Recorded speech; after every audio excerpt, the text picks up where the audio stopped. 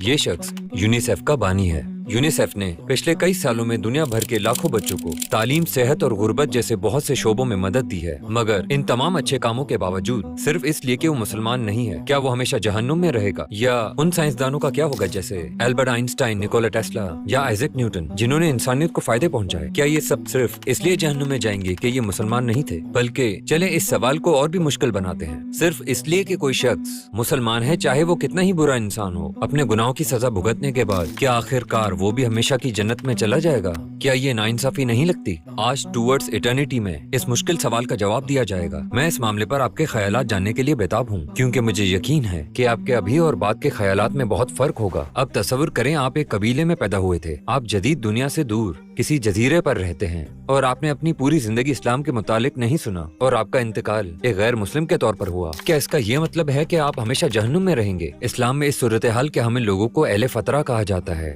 یعنی درمیانی وقفے کے لوگ۔ اکثر علماء اسلام کے مطابق چونکہ ان لوگوں کو کبھی اسلام کا پیغام نہیں ملا، اس لیے انہیں خطاوار نہیں ٹھہرایا جائے گا، لہٰذا یہ لوگ جنت میں جائیں گے۔ یہ بات نہ صرف کسی دور جزیرے پر رہنے والوں کے لیے بلکہ ہر اس شخص کے لیے ہے جسے کبھی اسلام کا پیغام نہیں ملا۔ اس مسئلے کے بارے میں اللہ قرآن میں یہ فرماتا ہے، اور ہم کبھی کسی کو اس وقت تک سزا نہیں دیتے جب تک کوئی پیغمبر نہ بھیج دیں، چونکہ انہیں پیغمبر صلی اللہ علیہ وسلم کا پیغام کبھی نہیں ملا، اسی لیے انہیں سزا نہیں ملے گی۔ اب ذرا 4 مختلف افراد کا تصور کریں، ان میں سے ہر فرد اسلام کا پیغام سننے والے لوگوں کے کسی نہ کسی گروپ میں آتا ہے۔ پہلے فرد کو پیغام درست طریقے سے ملتا ہے اور وہ ایمان لے آتا ہے، یہ فرد جنت میں چلا جاتا ہے۔ دوسرے فرد نے اس جزیرے والے شخص کی طرح اسلام کے متعلق نہیں سنا، یہ فرد اہل فترہ میں سے ہے اور یہ بھی جنت میں چلا جاتا ہے۔ تیسرے فرد کو اسلام کا پیغام درست طریقے سے ملتا ہے مگر وہ ایمان نہیں لاتا، یہ فرد جہنم میں جائے گا۔ ان 3 کے علاوہ ایک چوتھی قسم کا فرد بھی ہے جسے اسلام کے متعلق غلط طریقے سے بتایا گیا۔ امام الغزالی کے مطابق، جو ایک مشہور ترین اسلامی علماء ہے، اپنی کتاب فاصل التفریقہ میں لکھتے ہیں یہ گروپ بھی اہل فترہ میں سے ہے۔ ان کے مطابق انہیں بھی انہی لوگوں کی طرح سمجھا جانا چاہیے جنہیں اسلام کا پیغام ملا ہی نہیں۔ وہ فرماتے ہیں یہ امید ہے کہ یہ لوگ اہل نجات میں سے ہوں گے، یعنی جو نجات پا جائیں گے، دوسرے الفاظ میں جنت میں جائیں گے۔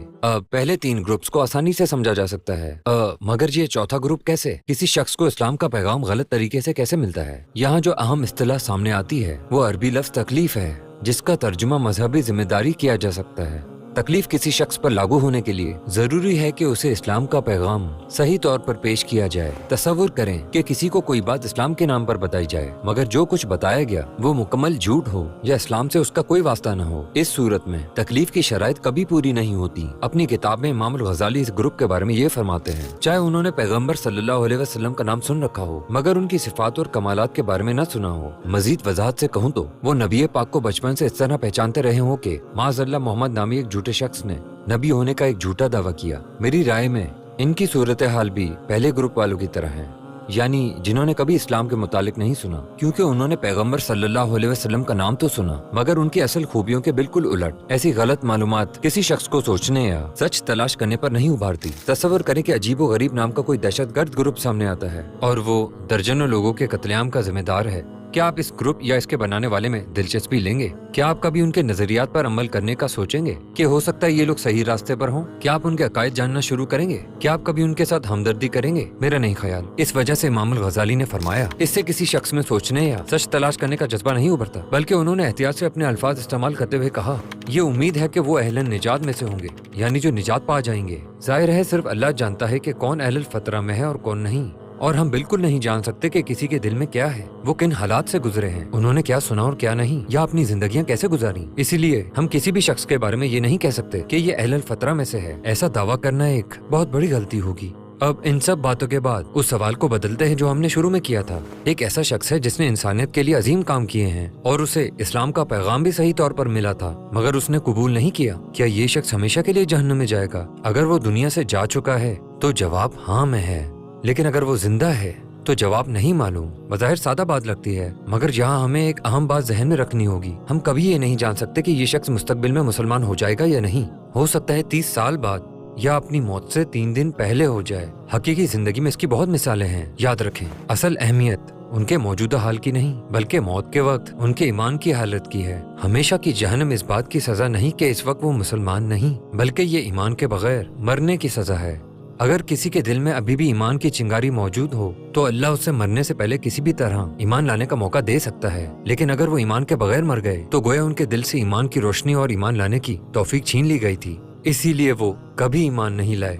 अगर चाहे उन्हें 10, 20 या 50 साल की मजीद जिंदगी दे दी जाती, नतीजा फिर भी वही रहता। बल्कि कुछ इस्लामी स्कॉलर्स ने वजाहत की है कि इस दलील की बुनियाद पर एक गैर मुस्लिम हमेशा के लिए जहन्नुम में क्यों रहेगा, क्योंकि लोग जितना ज्यादा वक्त किसी ख्याल को अपनाए रखते हैं उनका जहन बदलना उतना ही मुश्किल हो जाता है, और वक्त के साथ वो ख्याल उनकी जिंदगी का इतना अहम हिस्सा बन जाता है कि उससे छुटकारा नहीं पा सकते। लिहाजा मुसलमान हुए बगैर मर जाने वालों के लिए वो स्कॉलर्स कहते हैं चाहे उस शख्स को कितनी ही लंबी उम्र दे दी जाए वो ईमान नहीं लाएगा, क्योंकि वो पहले ही ईमान की रोशनी और इम्कान खो चुका है। उसके ईमान ना लाने की वजह ये नहीं कि उसे लंबी उम्र नहीं मिली, इसकी वजह यह है कि उसके अमाल ने उसके अंदर से ईमान कबूल करने की सलाहियत खत्म कर दी थी। लिहाजा उस शख्स के लिए जहन्नम से बचने का कोई रास्ता नहीं बचा। मगर जाहिर है ये नुक्ता नजर पूरे मसले को अच्छी तरह समझने के लिए काफी नहीं है। ये सवाल पूछते हुए हम अक्सर 3 और अहम तफसीलात भूल जाते हैं। जब इन बातों को खोजते हैं तो ये मसला मजीद वाज़ेह हो जाता है।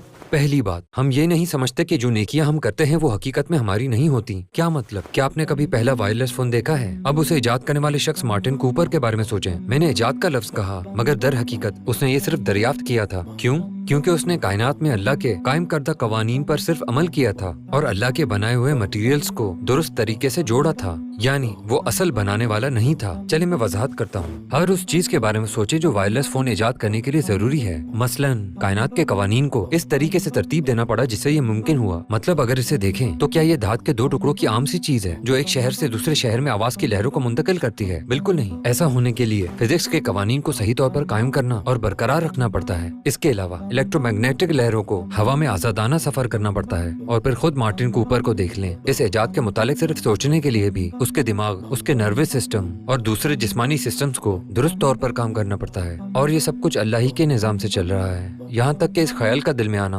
और इस पर अमल का जज्बा भी अल्लाह ने अता किया। तो क्या इसका ये मतलब नहीं कि इस इजाद में कूपर का हिस्सा 1 मिलियन में 1 की तरह है? तसव्वुर करें कि आप किसी के लिए वो तोहफा खरीदें जिसका ख्वाब उसने हमेशा से देखा हो, या कोई ऐसी चीज जो उसे खुश कर दे और वो आप उसके पते पर भेज दें। तो अब क्या ये अकल की बात होगी कि वो शख्स तोहफा वसूल होने पर डिलीवरी बॉय का शुक्रिया अदा करे और उसे ये कहे आप कितना ख्याल रखने वाले हैं, जबकि वो आपको बिल्कुल ही भूल जाए? तो क्या आपको इस बात से तकलीफ और सदमा नहीं होगा? हमारी सूरत हाल भी इस मिसाल से मिलती जुलती है, क्योंकि जब नेकियों की बात आए तो हम सिर्फ डिलीवरी करने वालों की तरह हैं। अगर अल्लाह ने हमारे दिलों में रहमदिली ना डाली होती, अगर उसने नेकी करने पर हमें खुशी का एहसास ना दिया होता, या अगर उसने हमें दौलत ना दी होती, तो हम कोई नेकी ना कर सकते। और इसीलिए अल्लाह ने सूरत उन-निसा में फरमाया है, तुम्हें जो कोई अच्छाई पहुंचती है अल्लाह की तरफ से होती है, और जो कोई बुराई पहुंचती है वो तुम्हारे सबब से होती है। तो इससे एक और सवाल पैदा होता है, चाहे किसी नेकी में किसी का किरदार बहुत छोटा क्यों ना हो, वो फिर भी इसे करता है ना? हालांकि वो ना करने का फैसला कर सकता था। तो अगर वो ईमान नहीं लाया, फिर भी क्या ये नेकियां कयामत के दिन काम नहीं आएंगी? बिल्कुल आएंगी। जहन्नुम में जाने वाले हर शख्स को एक जैसा अजाब नहीं होगा। मिसाल के तौर पर अबू तालिब और अबू लहब को ले लें। ये दोनों पैगंबर सल्लल्लाहु अलैहि वसल्लम के चचा थे। दोनों मरते दम तक इस्लाम नहीं लाए, मगर इनमें से एक ने मुसलमानों की हिमायत की, जबकि दूसरा इस्लाम के सबसे बड़े दुश्मनों में से एक था। क्या आपको लगता है कि आखिरत में इनकी सजाएं एक जैसी होंगी? बिल्कुल नहीं। हर एक के लिए फैसला और सजा उसके अमाल के मुताबिक होगा। इसके अलावा नबी सल्लल्लाहु अलैहि वसल्लम ने एक हदीस में फरमाया, बेशक अल्लाह किसी भी मोमिन की नेकियों के मामले में उस पर जुल्म नहीं करता। वो दुनिया में भी उसे नेकी का अजर अता फरमाता है और आखिरत में भी उसे जजा देता है। और जहाँ तक काफिर का ताल्लुक है, उसे उसके नेक अमाल का बदला दुनिया में ही मिल जाता है, मगर जब वो आखिरत में पहुंचेगा तो कोई नेकी बाकी नहीं होगी जिस पर उसे अजर मिल सके। लिहाजा गैर मुस्लिम को उसकी नेकियों का बदला दुनिया में ही मरने से पहले दे दिया जाएगा। ये शोहरत, कामयाबी या दौलत किसी भी तरह मिल सकता है, लेकिन जरा सोचें तो हम सिर्फ इस पर क्यों तवज्जो देते हैं कि उसे मुस्तकबिल में क्या मिलेगा? क्या इस शख्स ने अपनी बीनाई पाने के लिए कुछ किया था? नहीं, ये तो एक अनमोल तोहफा है जो उसे दे दिया गया। और भी उसके पास बेशुमार नेमतें हैं जो सारी जिंदगी उसे मिलती रहीं। सिर्फ ये नेमतें ही अजर और इनाम के तौर पर बहुत ज्यादा हैं। उसे तो अपना इनाम पहले से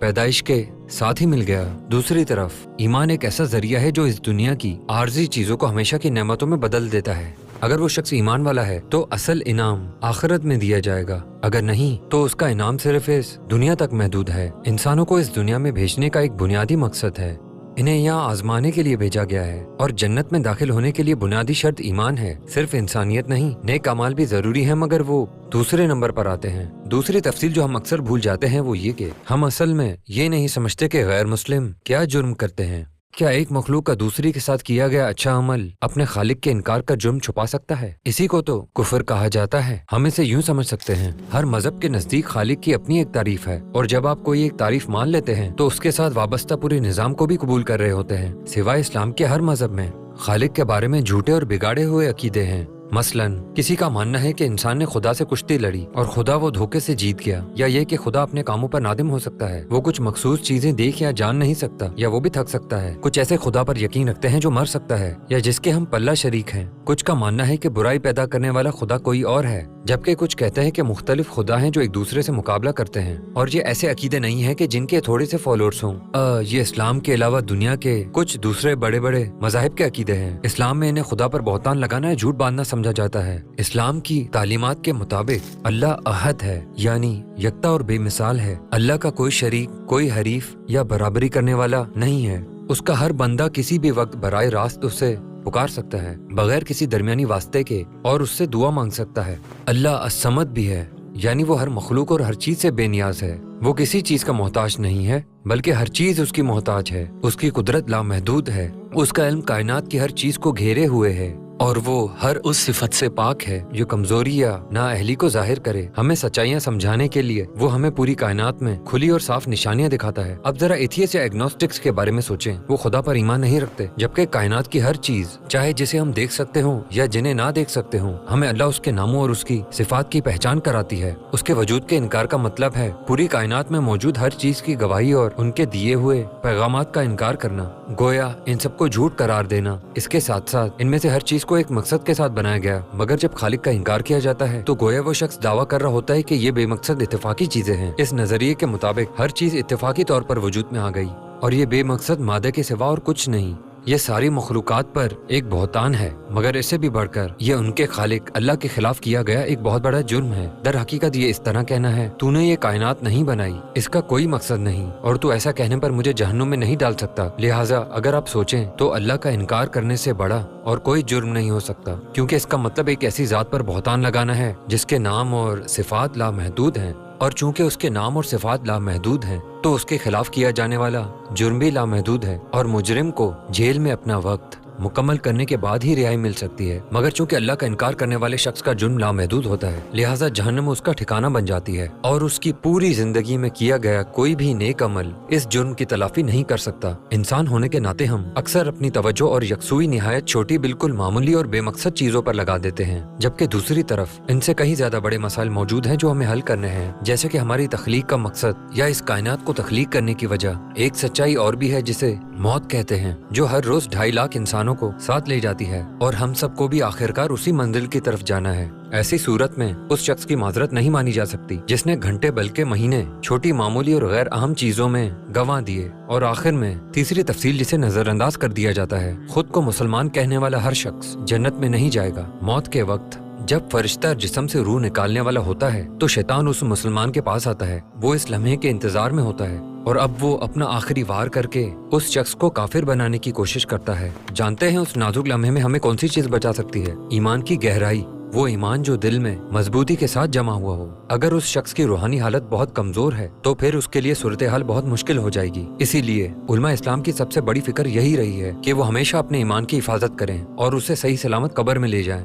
एक अजीम इस्लामी स्कॉलर बिदियुज़्ज़मा सईद नुरसी कहते हैं, इनकार न करना और चीज है, मगर मानना एक बिल्कुल मुख्तलिफ चीज है। अल्लाह को मानने का मतलब है दिलो जान से उसकी तस्दीक करना, उसके तमाम सिफात और नामों के साथ जिन्हें कुरान ने बयान किया और जो कायनात की गवाही पर मबनी है, और उन अहकामात को तस्लीम करना जो उसने अपने पैगम्बरों के जरिए भेजे, और गुनाह या उसके अहकामात की खिलाफ वर्जी करने पर दिल से नादिम होना और तौबा करना, वरना आज़ादी से बड़े बड़े गुनाह करना और माफी ना मांगना, ना ही पछताना इस बात का सबूत है कि उसका ईमान ऐसा नहीं है जो आखिरत में उसे कोई फायदा देगा। दूसरे अल्फाज में सिर्फ ईमान ले आना जन्नत में जाने के लिए काफी नहीं है। इसके लिए हमें अपने ईमान के मुताबिक अमल करना, महफूज रखना और इसी हालत में मरना होगा। यानी कि एक तरफ कोई शख्स जिसका ताल्लुक अहले फतरा में से हो, जिसने इस्लाम के मुतालिक ना सुना हो, वो फिर भी जन्नत में जा सकता है, और दूसरी तरफ एक शख्स जो सिर्फ नाम का मुसलमान है और उसने कभी इस्लामी तालीमात के मुताबिक जिंदगी नहीं गुजारी, वो जहन्नुम में जा सकता है। जब आप खुद पर नजर डालें और आपके पास अल्लाह के वजूद और आखिरत और उन तमाम चीजों के लिए कोई सबूत न हो जिन पर आप ईमान रखने का दावा करते हैं, और आपकी जिंदगी में वो दीनी इबादत मौजूद न हो जो होनी होनी चाहिए,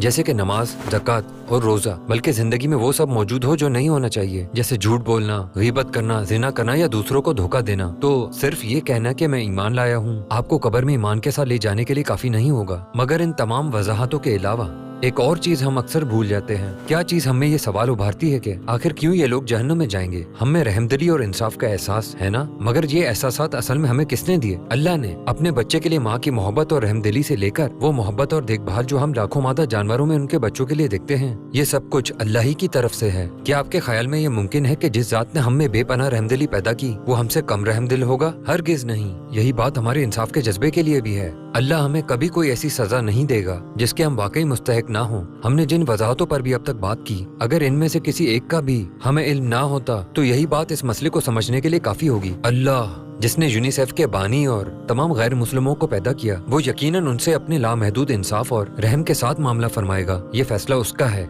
हमारी जिम्मेदारी ये है कि हम अपने ईमान को मजबूत करें, इखलास और सही तरीके से अल्लाह की इबादत और इताअत करें और अपने अमाल के जरिए इंसानियत को इस्लाम का खूबसूरत चेहरा दिखाएं। अब आप खुद से पूछें कि आपको यकीन है कि आप अपनी जिम्मेदारी उसी तरह निभा रहे हैं जिस तरह निभानी चाहिए।